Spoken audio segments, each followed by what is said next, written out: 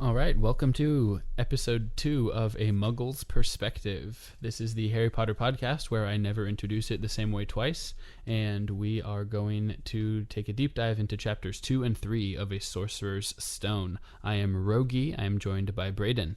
Hey, how's it going?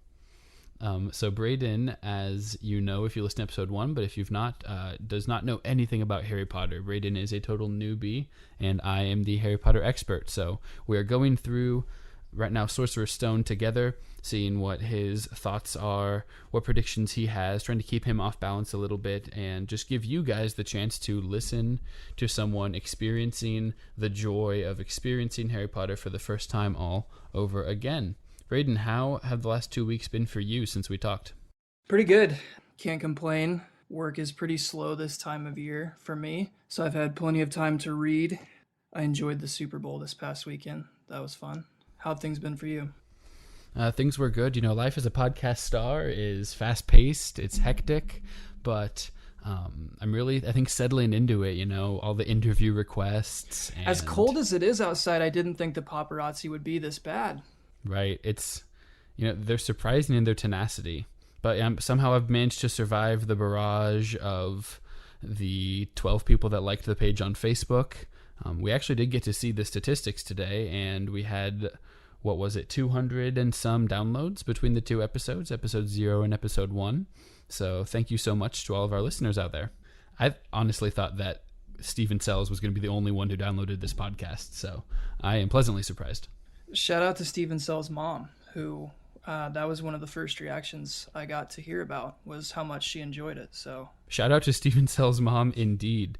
We really appreciate all the feedback we've gotten from different quarters. I know that our wives have listened to it, and we've gotten some good suggestions for what we can do a little bit differently going forward. And that kind of leads us, surprisingly, right into Braden's beef. Braden, what has changed from last week to this week that you kind of have a beef with? Okay, my beef this week is not exactly relevant to the writing of J.K. Rowling. It's actually the Excel spreadsheet that Rogge has created for us to brainstorm and organize our thoughts. I am horrible at navigating this sheet and knowing where to put things, so I apologize to you, Rogge. Is this shared with anyone else? Is your wife on this as well? Jeremy? I think probably Rachel and Jeremy are on it, but I would be surprised if either of them ever accessed it. Okay. Well, if they have, I apologize to them as well, because it sort of just looks like me just vomiting thoughts anywhere I can find a space to put them. So I would honestly rather you vomit thoughts than not write any thoughts down at all. I greatly appreciate how you have used the sheet. And really, you're just thinly veiling that your beef is with me for poorly designing a rundown spreadsheet. So obviously this is my fault, and I will do my best to organize things a little bit better. I kind of went overboard with some of the different categories that we have, but that is inside baseball. So, Braden, we read chapters 3 and 4. Chapter 3, it was titled The Letters from No One. What we're going to try to do this week, as opposed to last week, is go a little bit more chronologically through the events of these two chapters. So I have some different plot events written down and then questions to go with each sort of chunk of the chapter. And we're going to start at the very beginning of chapter 3. And we find Harry finally released from his cupboard under the stairs and just back in with the Dursleys. What is life like now with the Dursleys, Braden? It's just kind of life as usual. Dudley is a spoiled brat, and they're both getting ready for school, so Dudley has been accepted into the Smeltings private school, which that sounds like the place I'd want my kids to go. And Harry is getting ready for the public school, which I'm looking for the name of. Harry's going to Stonewall High. There you go. So sounds like a much more generic public school name. He's getting some Dudley hand-me-downs that they're trying to dye gray, which apparently smells horrible. Yeah, I really like that scene where Harry walks into the kitchen and he wrinkles his nose up as he sees Aunt Petunia with what looked like dirty rags swimming in gray water. And so my mental image is of Harry showing up to school at Stonewall High on his first day, and he's just wearing a completely gray clothing, a gray shirt, a gray undershirt, gray pants, gray socks, and that can't be the actual uniform, can it? Surely not. And to make it more of a funny mental image, it's got to be at least 3 sizes too big for him. So big. Dudley is so much bigger than him. Right. So Harry describes himself as he would be wearing bits of elephant skin. yeah, so things are kind of business as usual in the Dursleys' home, where Harry is an afterthought and a nuisance to everyone there. So until these letters start coming. Okay, we're to the letters. So Harry gets one letter. This is actually right up with the scene that we just were reading from. He walks into the kitchen, sees his uniform being dyed, and then has to go get the mail. They fight over who's supposed to go get the mail. Harry finally concedes. And so he finds a letter addressed Mr. H. Potter. The address is the cupboard under the stairs. And then the Dursley's home address. And then Little Winging? Yeah, Whinging? Little Whinging? Whinging. Mm-hmm. Okay. And then Surrey. Yep.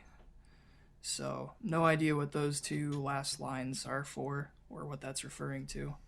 It's just going up in size. Little Whinging is sort of their neighborhood, and then Surrey being the city, basically, that's located in. How do you know that?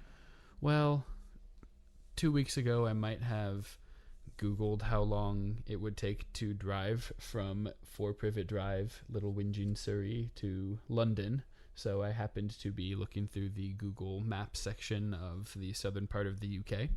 So these are real places. This is I'm showing off my geographical knowledge of the UK. Surrey is a real place, but Little Whinging is fictional. Okay. All right. Well, neat. So what did you think when Harry got this first envelope? Were you excited? Were you worried? Well, yeah. Immediately, I was like, Harry, just go throw this in the cupboard and read it later, because they're obviously not going to let you have that. That's option 1 of something smarter that Harry could have done than what he ended up doing. First possibility, put it in the cupboard, read it later. Right. Or almost anything else other than bring it back into the kitchen with the family would have been better. Mm-hmm. So it says it was thick and heavy, a thick and heavy envelope made of yellowish parchment, and the address was written in emerald green ink, and there was no stamp. So immediately it's like, okay, this has something to do with Dumbledore and the Cat Professor and my favorite, Hagrid. I was going to ask, how soon did you suspect that magic was involved in the delivery of this letter? The emerald green ink and the fact that there was no stamp, it was kind of like, okay, this is not a normal letter, so there's got to be something else going on here, probably magic. Wow, that is impressively early, because it's the very first description of it. I thought it was going to take until there were 12 letters rolled up in eggs that the milkman handed to Aunt Petunia 2 pages later. Yeah, well, I mean, that was sort of the confirmation for sure, but there was maybe magic. Maybe I didn't think magic immediately, but it was like, okay, because I think from reading last week, it was like, he's got to get out of this house somehow, and there's obviously going to be magic involved, so I feel like I was kind of waiting for it, and these letters seem to be like the gateway to that. Sure, absolutely. So, like you mentioned, Harry takes the letter back into the kitchen, and how do the Dursleys react? Was it as you would expect? Was there more of any one emotion? Were they more upset, more confused? What did you think? So, obviously, there was a bit of paranoia, I would say, from the aunt and uncle. So it says here, "Who'd be writing to you?" sneered Uncle Vernon, shaking the letter open with one hand and glancing at it. His face went from red to green faster than a set of traffic lights, and it didn't stop there. Within seconds, it was grayish white of old porridge. And then he's like stumbling over, trying to get Aunt Petunia involved. So it's like, yeah, I guess paranoia would be the best way for me to describe it. Like, they got to get that out of his hands immediately. And so that paranoia seems to imply that there was some expectation. This wasn't out of the blue for them. He wasn't as confused as much as he was scared and paranoid. Is that how it read to you? It made me wonder, like, how many of these have come before in Harry's life that they've been able to hide from Harry, either because he was too young to understand what was going on, or normally Mr. Dursley is the one getting the mail and he can throw that out immediately. So I wonder if he just had a slip up in laziness and had Harry go get the mail. Yeah, now I'm picturing birthday cards from Hagrid that got thrown in the fire, that he'd lovingly drawn a picture of a teddy bear for Harry or something like that just never got to him. I can only imagine what it would be like to get a birthday card from Hagrid. It'd be the best kind. Maybe someday, Braden. I really hope so. So they are paranoid, and things sort of start to spiral out of control. Were you expecting the direction that this took with the letters? No, it kept escalating. I think what surprised me the most was how adamant Harry was that he wanted to read it, and how willing he was to fight for his chance to read it. So he takes a few steps. He yells, "I want to read it. It's my letter." Then he wakes up early on page... where is it? I'm so sorry. Page 38. He wakes up early to try to get down to the mailbox so that he can get to the letters before Uncle Vernon does. Yes. On 38, you said that's where... On 39 is when he starts waking up early. Okay, I apologize. So he was going to wait for the postman on the corner of Private, however you say that, Private Drive, and get the letters for number 4 first. His heart hammered as he crept across the dark hall toward the door, and apparently steps on something big and squashy on the doormat, which is Mr. Dursley's face. So he camped out by the door. So that really is the exclamation point on the paranoia of trying to keep these letters from coming to Harry, is that Mr. Dursley is willing to sleep in front of the door. So at this point, I was really like, okay, like, what's in these letters that is going to like upheave the family, or I guess why are they so concerned about him reading something? Apparently, I mean, I assume just because they don't want him to know where he came from with his family. Yeah, the Dursleys are definitely showing that they mean business if he's willing to sleep on the floor there. So as we move on Friday, 12 letters arrived for Harry, and this was after Uncle Vernon had nailed the front door shut. Does this strike you? To me, it's not a logical progression. He doesn't, wait for the letters to get there or write back. His goal is to prevent them from getting inside the house. I mean, if you nail the door shut, you cannot get out the door at that point. It seems counterproductive. Right. So interesting how he was getting back and forth to work or the grocery store or anything like that. And obviously, like, Mr. Dursley knows exactly what's going on. To be able to jump to this drastic of measures to prevent Harry from even holding one of these letters, it's obvious that he knows exactly what's going on and where these letters are coming from. Yeah, I like to think that he's been spending the last 10 years planning and drawing diagrams of the door, and he had it all already ready to go. Oh, okay, the letters are here. Better start nailing the door shut and ripping out large chunks of my mustache.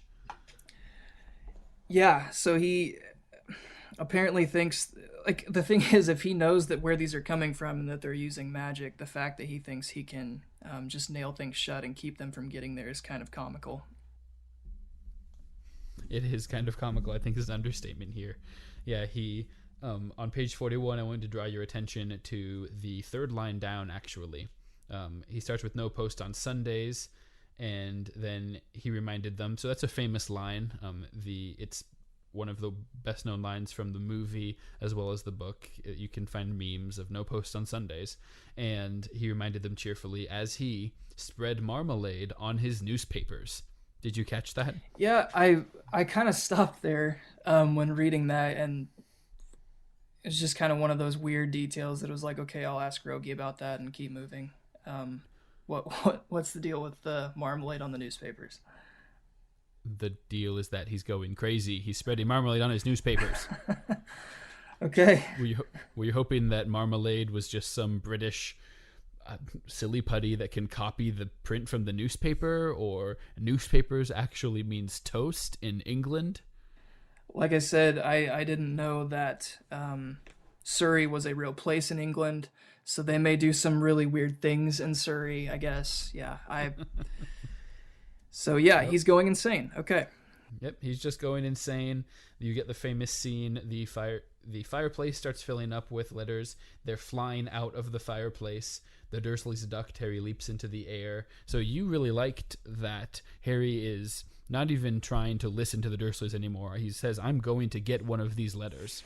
Yeah, I appreciate that determination and willingness to finally take a stand. Because if he indeed is able to do magic like we've seen some examples of, not that he realizes he can, but I was just really looking forward to him using that somehow to get one of these letters. Yeah, this is our first real jump of character progression from Harry. Before this, the most defiant thing he'd done was tell Dudley that he was going to flush his head down the toilet, I think about 3 pages earlier. So That was bold. I kind of expected him to get beat up for that, but I'm sure he paid for it off page, but we'll never see that exact encounter. So the Dursleys are freaked out. Harry is bad at getting them. We already sort of discussed this.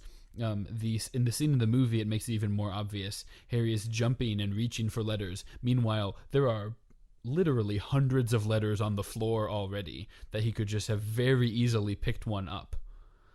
But instead, he's leaping through the air.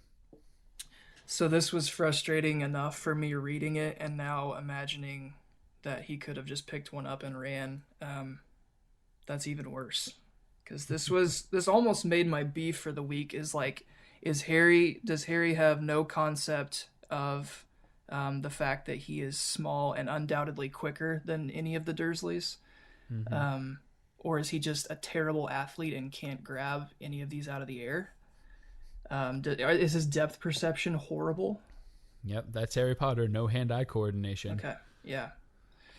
So that was super frustrating, because I really just wanted him to grab one and just run somewhere and read it, but that would not build the story as well, I guess.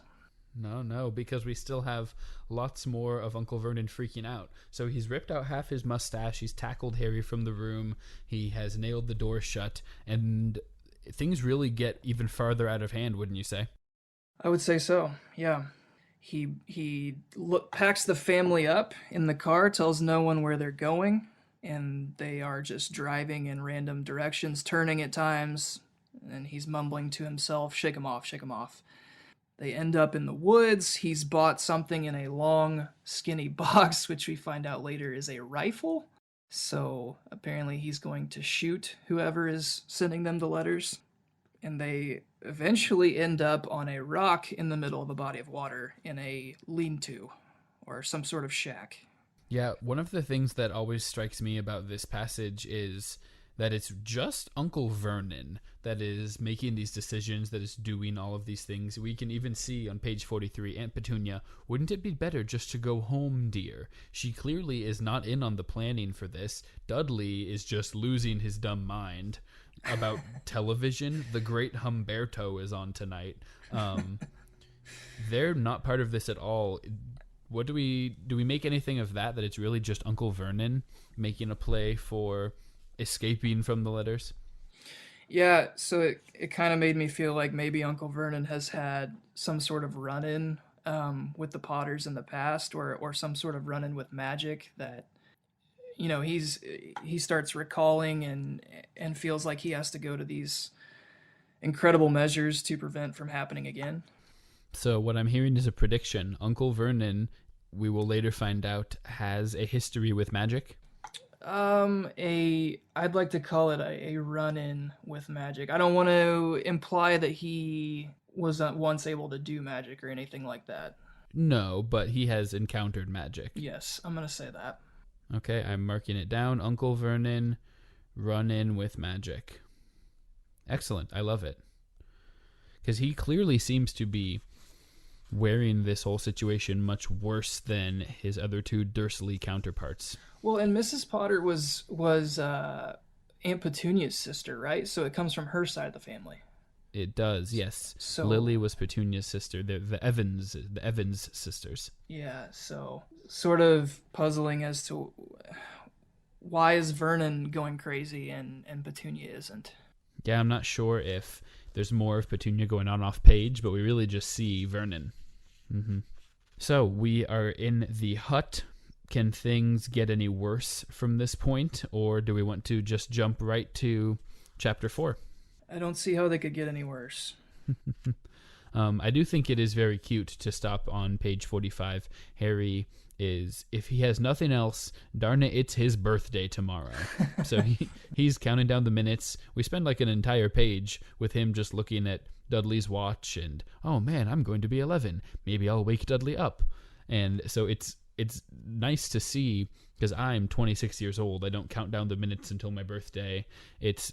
We have fun, but it's not something that I am just waiting with bated breath to be 1 year older. But when you're 10 years old and you're turning 11, I mean, that's a big deal to you. Well, yeah, it's funny and it's also sort of sad because that's really all Harry's got is in his own head he can celebrate his own birthday because he knows no one else is going to pay attention to it. So yeah, on page 43 he describes some of his previous birthdays. Last year, the Dursleys had given him a coat hanger and a pair of Uncle Vernon's old socks. Which I could only assume are absolutely disgusting. And then he says, still, it's not every day you turn 11. Well, that just shows, to me, remarkable ability of Harry to overcome this adversity, right? He's in a situation that is objectively terrible. No one ever celebrates his birthday. Everyone that he knows well hates him or is a very old lady. And he's like, well, but still, birthdays. Like, who taught him to be optimistic and happy about life? Yeah, it's a pretty impressive perspective for a almost 11-year-old. Yeah, that is something that you will find yourself having to be reminded of as we progress through the books, is some of the things Harry does or is able to do when he's 11 or 12 or 13 years old. And if we think back to when we were 11, 12, and 13, makes us look like chumps. Looking forward to that. Looking forward to remembering that you were a chump. Yeah, exactly. Thanks, Braden. So we get to what I assume is your favorite chapter thus far, The Keeper of the Keys, on page 46. I'm going to sit back and let you tell me about Hagrid. So Hagrid comes smashing through the door, and in the book it has this neat little, kind of looks like a penciled in illustration with Hagrid standing there with these gigantic boots and an owl on his shoulder, and he's mostly just beard and a huge raincoat type thing. So he comes smashing in and has this incredible accent that's super fun to read, which it's going to be even more fun for me to listen to you read. Okay, let me find a good line from Hagrid. He's been trying to send all these letters, and Mr. Dursley's been fighting them off, and finally Hagrid's got him cornered. And then what happens next is just a total... it's a really cool scene of Hagrid basically finally putting Mr. Dursley in his place and getting super angry that the Dursleys have hidden who Harry is from him for almost 11 years now. So Harry finally gets to hear a little bit about who his parents actually were and what actually happened to them, and is told he is a wizard. Quite a turn of events here for little Harry. And we have quite a turn of events here for little Harry. I really like hearing this is a documentary and we're just watching Harry. Events seem to have turned. I guess he's a wizard now. Even you must have heard, "You're a wizard, Harry." You have to have heard that phrase before in your life sometime. Yes, I'm pretty sure any commercial for Harry Potter that I've seen has had Hagrid saying that. Okay, now I'm picturing 11-year-old chump Braden watching Nickelodeon, and a commercial comes on for Harry Potter. You'll love him. And someone says, "You're a wizard." And then there's a number on the screen that you're supposed to call to buy a Harry Potter. It's a commercial for Harry. A promotional clip for the movie that was being shown on what was ABC Family and is now Freeform. It is not ABC Family anymore. I have never been more impressed with you than that you were able to pull out that not only the Harry Potter movies used to be on ABC Family, but it is now called Freeform. I could not have come up with that word on my own. Yeah, well, that's a beef maybe for another episode. Is what the heck is Freeform? Honestly, Give it to him, Braden. Let's hear it. what was Okay. wrong with ABC Family? Nothing. Anyways, back to the book. I'll rein back in my feelings on ABC Family. Okay, so like you said, we have a lot of exposition from Hagrid, but Hagrid is not allowed to just stand there and yell whatever he wants at Harry. It sort of comes at the... No, I'm just sitting here silently. What's the word I'm looking for? It comes at the expense of Vernon, right? Several times Uncle Vernon tries to interrupt him or shoot him down or even occasionally contradict him, sort of stand up to him. Is he really still under the impression that he can defeat magic? Well, even like put magic aside, I assume Hagrid is at least 5 times the size of Mr. Dursley, who we already know is a large man. So Sure. I guess the rifle maybe that's where he's getting his sense of confidence. But he says, "Stop right there, sir. I forbid you to tell the boy anything." Okay. Cool. See if that works. So yeah, he keeps trying. He'll muster up random moments of confidence to try and yell back at Hagrid, to which his booming voice just sort of quiets him, or he threatens him, and he puts his back up against the wall of the shack. So Yeah, we'll move on here to everything Hagrid says in a second, but I do want to stop there just very briefly. It is interesting that even though he's faced with a literal giant who can literally do magic, Uncle Vernon still feels the need to interrupt him several times and try his very hardest to somehow shut this down, to salvage what he believes, salvage the situation and keep Harry from knowing what's going on. And I just think that's really, it speaks to who Uncle Vernon is. This isn't just, oh, I guess I might as well try to stop Harry from being a wizard. He is putting his life on the line to some extent here. He is really going all out. right, so I attribute like a small percentage of that to the fact that he's just a super stubborn man. But that was a big question for me coming out of this chapter: was why does Uncle Vernon care so much about Harry not leaving? Because if Harry is really as much of a nuisance as he and Aunt Petunia have acted like he's been up until now, wouldn't it be a relief to just get rid of him? Yeah, that's a very interesting take. When the first time I read this, when at 6 years old, I wasn't thinking about it that way, but it's a good question. There's something in his psyche that is deeper than stubbornness, I guess. He's stubborn, but man, he just really hates this idea of Harry going on and becoming a wizard. Yeah, so that, like I said, that was a huge a question I want to know the answer to looking forward is what's in it for Uncle Vernon? Why is he putting his like you said, his life on the line to make sure Harry doesn't know who he is? Because it's not like what purpose does Harry serve around the house, or like how does Uncle Vernon get any benefit from having Harry around? Who hurt you, Vernon Dursley? Who hurt you? So, what do we know about Hagrid? He is a giant of a man. Why is he here? Talk to me. He has been sent by the Hogwarts School of Witchcraft and Wizardry on behalf of Headmaster Albus Dumbledore. Who we know.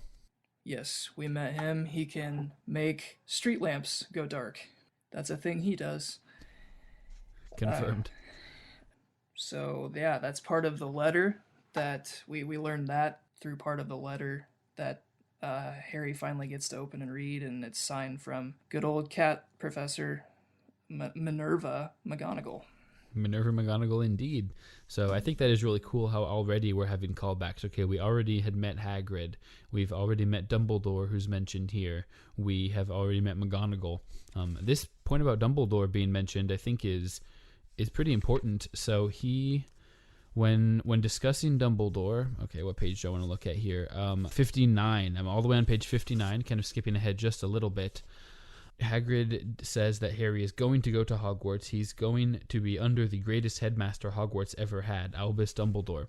And then Uncle Vernon yells, "I am not paying for some crackpot old fool to teach him magic tricks." And so that leads into what I think was one of your favorite parts of the chapter. What happens right next? It says, but finally, Uncle Vernon had gone too far. Hagrid seized his umbrella and whirled it over his head. "Never," he thundered, "insult Albus Dumbledore in front of me."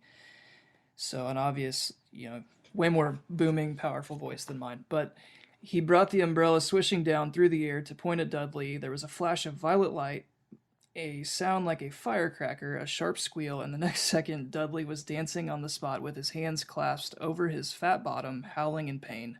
When he turned his back on them, Harry saw a curly pig's tail poking through a hole in his trousers, and all the Harry Potter readers cheered in triumph and satisfaction. Haha, Dudley got a pigtail. Dudley got his pigtail. Yeah, that was a super satisfying moment so far in this book. So I think it's useful to look at why Hagrid did that. This wasn't just, look at that fat piggy kid, I'm going to teach him a lesson. But it took a very specific provocation for his rage to be unleashed in that way. Someone taking a shot at Albus Dumbledore, who apparently he is eternally loyal to. Yeah, do you think that loyalty is going to play out at some point over the next 6 books? I would have to assume so, yeah. Yeah, so that's what we know about Hagrid. He's loyal to Dumbledore. He works at Hogwarts. And we've sort of buried the lead here.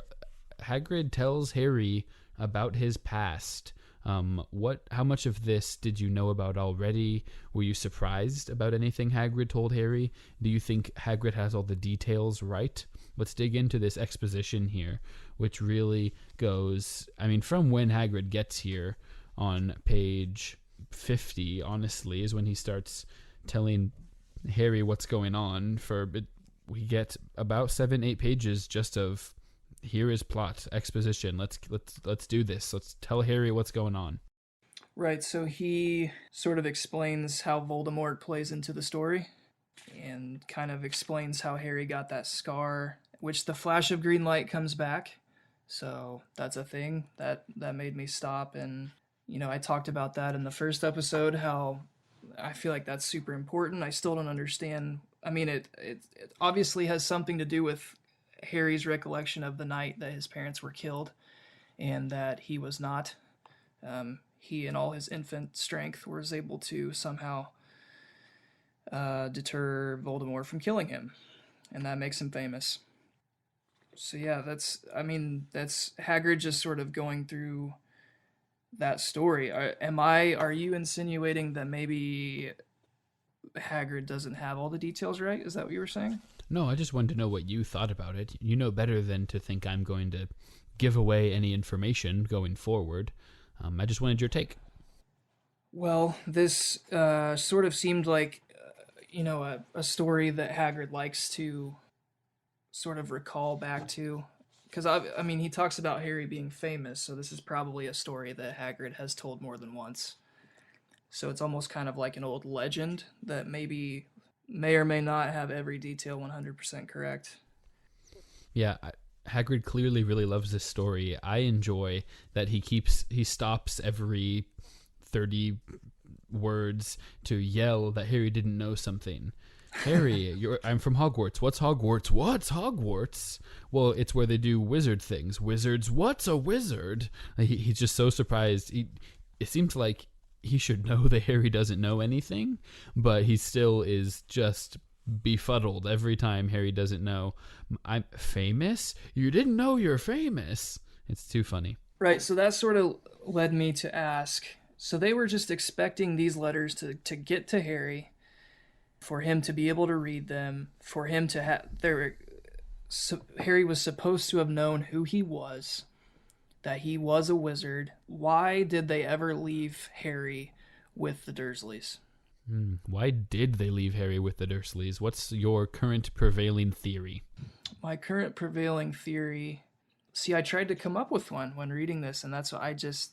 Maybe it's more of a beef than a question. It's like, why? That doesn't make any sense to me. Why, if you knew he was a wizard, that you wanted him in the Hogwarts school because he is the famous Harry Potter, why would you leave him in the house of muggles, and especially these kinds of muggles? Like Hagrid says, the worst of all muggles. Yeah, McGonagall has a similar sentiment to express early on in chapter 1. These are just the worst kinds of muggles, Dumbledore. Right, so I'm just confused. So obviously he couldn't enroll in Hogwarts, I would assume, until a certain age. So that makes sense to me, that he's just now learning about the school of witchcraft and wizardry. But from the time he was born until he was almost 11 years old, why was it okay to just leave him with these horrible people? And I know you can't answer that, but that's... Oh, au contraire, I can answer it. I will not answer it. Okay, I apologize. You will not answer it. So Harry is famous. We know that he can do magic. Walk me through this story that Hagrid tells Harry about what happened, why. Harry's an orphan. What's going on? So I'm trying to find the page where that actually starts on now. You're looking at page 54. Okay. So Harry asked why, what happened, and the anger faded from Hagrid's face. So it keeps, like you said, Hagrid keeps flipping back and forth from total rage to, oh, it's soft Harry and he doesn't know anything. He's so sweet. And he says, I never expected this, he said in a low, worried voice, and I had no idea. When Dumbledore told me there might be trouble getting a hold of you, how much of you I didn't know. So I'm kind of trying to skim down through this. I'm not going to read the entire... Oh, I think our fans would be in favor of it. Let's just re-record the audiobooks with Braden. So at the bottom of page 54, he says a name that he, quote, can't spell. No, I gotta say it. Sorry, can't spell it. So he says it, all right, Voldemort. Hagrid shuddered. Tells Harry not to make him say it again. So he says, anyway, this wizard about 20 years ago started looking for followers. So we learn Voldemort is too a wizard, which I knew he had magic, but I didn't know if they would deem him a wizard or just some sort of magic evil tyrant. Says some were afraid, some just wanted a bit of his power, because he was getting himself power, all right. Dark days, Harry. Didn't know who to trust. Who to trust. So twos are spelled T-E-R in Hagrid speak, which is fun. And I just sort of assume that there's like a little bit of a, like some sort of Scottish or Irish hint in his accent. I'm all the way here for you doing a Scottish-Irish accent in Hagrid speak. Right, so it'd be something like, now your mum and dad were as good as a witch and a wizard as I ever knew. Head boy and girl at Hogwarts in their day. Something like that. I hear it as like a, yeah, sort of a Scottish type. Like Hagrid should be wearing a kilt, maybe. We can just end the podcast now. It's not going to get better than that. It's all downhill. I hit the high point too early. Okay.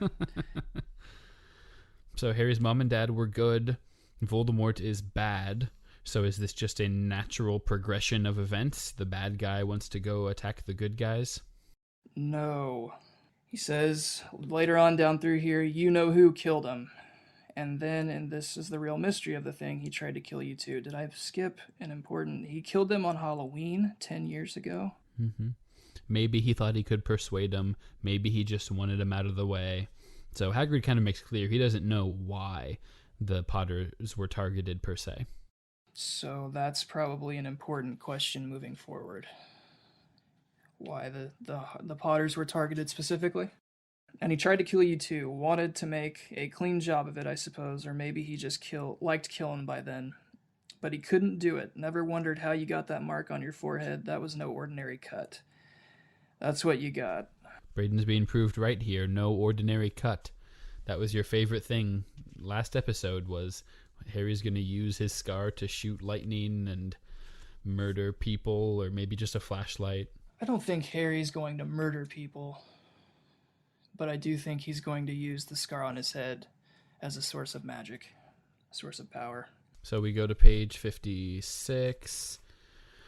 Uncle Vernon interrupts again, and then what I really wanted to get into next is what happened to Voldemort. Harry's been alive he's 11 now, just exactly 11. How has he not been killed in the last 10 years? So Harry asks that, and he says, "Good question, Harry. He disappeared, vanished. Same night he tried to kill you. Makes you even more famous. That's the biggest mystery, see? He was getting more and more powerful. Why'd he go? Some say he died." Hagrid uses the word codswallop, in my opinion. Sure, why not? Codswallop. Okay, so I'm going to try and insert that more in my daily vocabulary. Freeform is codswallop. We've got an episode title right there. Freeform is Codswallop. Yeah, that may be a separate podcast in its own right.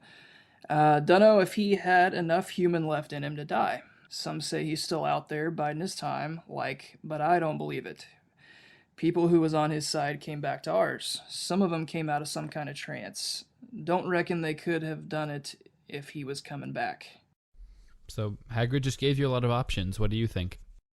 Well, I don't think he's dead, because there would be no story if he was dead, because I had just sort of assumed that the Harry Potter series ends in some sort of epic face-off between Voldemort and Harry Potter.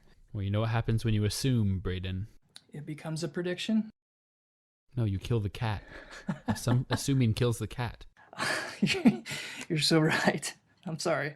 So, like I said, I don't think he's dead. I think he is out there somewhere, waiting for the right time to rear his ugly head, his ugly nose again. So Voldemort is at full power. He could rise up if he wanted to. He is waiting. The at full power question is interesting, because as I'm reading here, it says he was getting more and more powerful. Why'd he go? Well, so he's maybe not at the peak of his powers, but he is a fully competent wizard. He could do magic. He could come back into the limelight. Is that a more apt description? Yeah, maybe he's waiting for Harry to discover his magic and then recruit him to his side. Ooh. That makes sense. Again, Voldemort and Luke join me or Anakin and the wrinkly guy. I don't know. Exactly. Yeah, I don't know. That might be an option. Maybe. So, I also wanted to ask you about the bottom of page 57. Hagrid looked at Harry with warmth and respect blazing in his eyes, but Harry, instead of feeling pleased and proud, felt quite sure there had been a horrible mistake. A wizard? Him? How could he possibly be? Skipping around, if he'd once defeated the greatest sorcerer in the world, how come Dudley had always been able to kick him like a football? So Harry here we're seeing is nervous. Hagrid is confident for him, but Harry is famous, but he's nervous about that. What if he can't live up to that fame? Yeah, so he's got some huge shoes to fill, or a lot of things to figure out, because obviously being a wizard and being famous, polar opposites of the life he's known for the past 10 years. So I feel like that's going to be a struggle for him going forward, is learning how to be confident about his abilities. Sure. That makes total sense. I mean, he's had no reason to be confident in just about anything so far to this point in his life, so right. Confidence might not come supernaturally to him. Okay, yeah. What else did we want to talk about? Dudley's been turned into a pig. Harry is nervous. I liked some of the talking points that you brought up. Hagrid, as we find out after he turns Dudley into a pig, asks Harry to not mention that to anyone. He's not supposed to do magic. Why is that? Well, apparently Hagrid, in his own day, was an aspiring student at Hogwarts as a wizard, and was expelled, and is now like a groundskeeper. Is that right? Mm-hmm.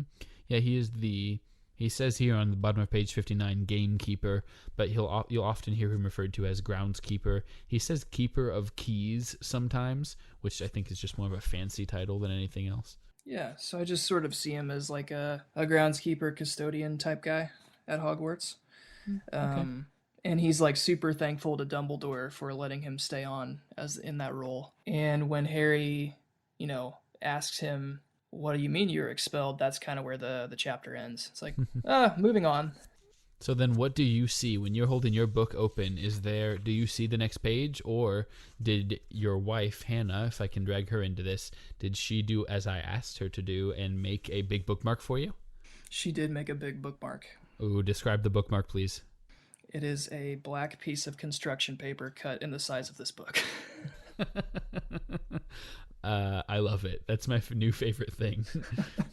So, as we may or may not have told the listeners, we basically stole the idea for this podcast from another podcast called Unspoiled Harry Potter.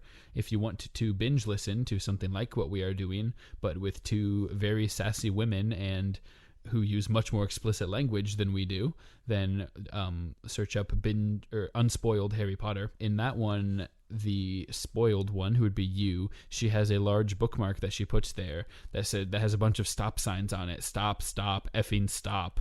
Because she had a nasty habit of, I'll just read the next couple pages, or even just looking at the chapter title and chapter art can kind of give away a little bit of what's going to happen in the next section. So that was what I had in my head, and it obviously does not matter at all. That's just all I knew of, but I'm very glad that it's just black construction paper. That's my favorite thing.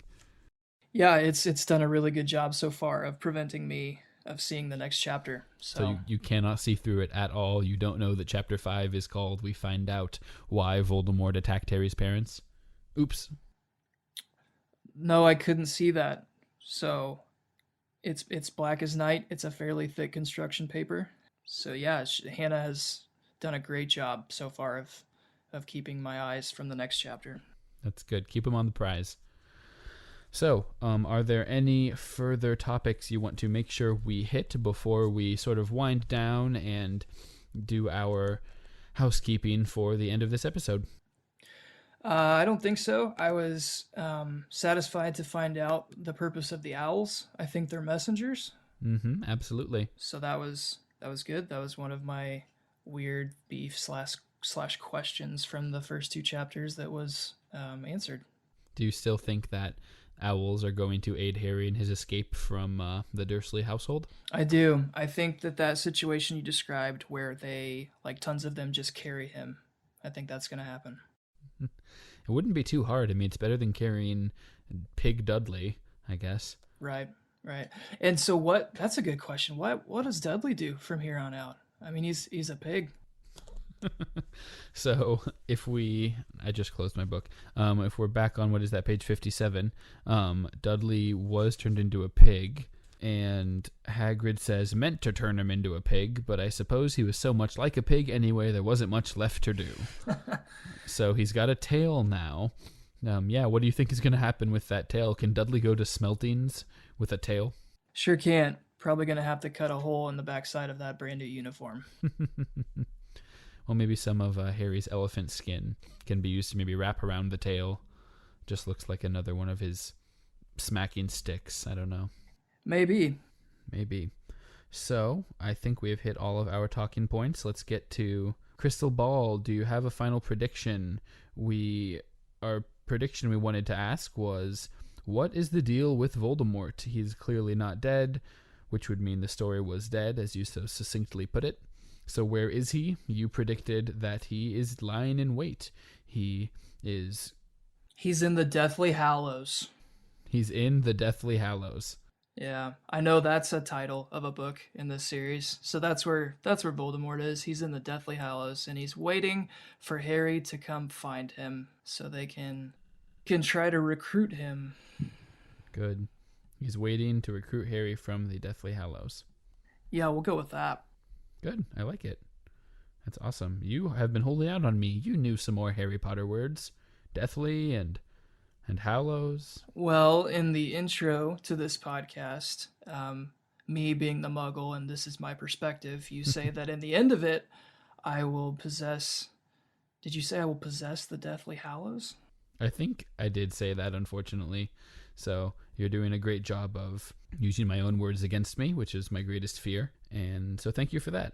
So this can be I like to think that you're sapping the energy from me as we go forward. My Harry Potter knowledge must decrease so that yours may increase. Yeah, that is my only goal in doing this with you, is to defeat you. The Benjamin Button of Harry Potter. In book 7, you're explaining it to me. Exactly. That's exciting. Listeners, that is what will happen. So, as we sort of wrap up here, we want to thank you guys again so much for the support that we've received. I know I've gotten texts from a few friends. I've gotten Facebook messages. I kind of thought, like we said, that only a couple of you would listen to this. So thank you so much for subscribing. Thank you so much for leaving positive reviews, positive feedback on Facebook. The best way that you can actually help us is by sharing the posts on Facebook, so letting other people know about the podcast, and then going ahead and subscribing on iTunes, giving us a rating and a review. That actually is what helps bump us up the lists. There's like thousands of Harry Potter podcasts on iTunes. That's sort of what I assumed. So I feel like we've got to be pretty far down there right now. We've got to be pretty far down there indeed. So the best way you can get us up, dear listeners, is to subscribe, to give us a 5-star rating and a review. If you were going to rate us less than 5 stars, then just don't bother. It's fine. Just send us a direct message of why we suck. Yes, and by us, Braden means me, because he is not on any social media and will not see any of this unless I email it to him. It's true. I'm not completely disconnected from the world. Our biggest engagement is on Facebook, so there is a Muggles Perspective page that you can like to get all of your updates about our Muggles and their perspectives. And then we also have a group for fans of a Muggles Perspective, which is a great place to go to have discussions and post things about Braden's impression of Hagrid's accent and so forth. I'm really going to try to keep that group moving. I will be trying to post some memes and discussion questions, maybe a poll. What do you like? What do you not like? That's what we want to hear. We can't know what you want unless you tell us. So we are working on getting some guests on to a Muggles Perspective as we move forward. I've even had some great suggestions for special episodes, sort of between books. We'll take a break, maybe watch a movie, we'll do maybe some kind of debate, and so we've got some fun segments lined up for those. That's obviously down the line a little bit, but we wouldn't be doing this if we thought none of you liked it. So the more you tell us that you enjoy what's going on, the more that you interact with us, the more fun we're having, and hopefully you enjoy that too. Yeah, that's all we have. Please read chapters 5 and 6.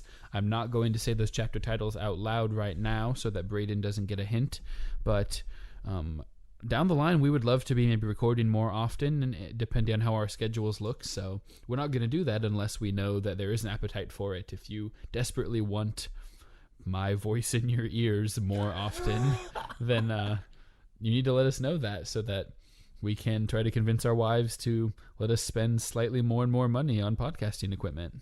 Good point. Well said. Tune in next time, chapters 5 and 6. That will be in about 2 more weeks. And until then, keep reading. Thanks for listening.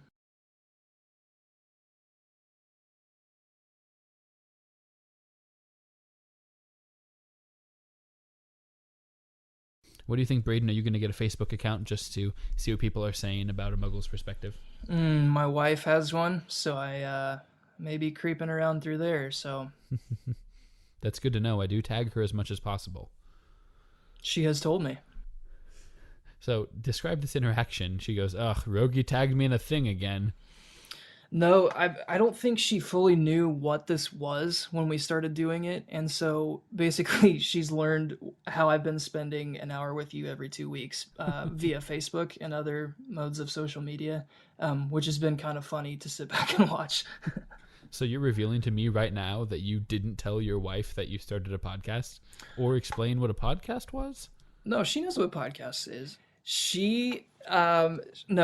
I told her, like, hey, well, she obviously had some questions when the entire box set of Harry Potter showed up on our front door, to which I explained that every 2 weeks, Rogge and I are going to be sitting down together. I'm going to be reading 2 chapters of Harry Potter at a time. He will ask me what I thought about them, ask me to make predictions about them, which will undoubtedly be ridiculous and funny to look back on. Okay, why am I doing the intros to this show? You can do it. You're doing it next week. You tell them what it's about. That was way better than mine. Okay. Well, tune in next week, listeners. I'll be doing the intro.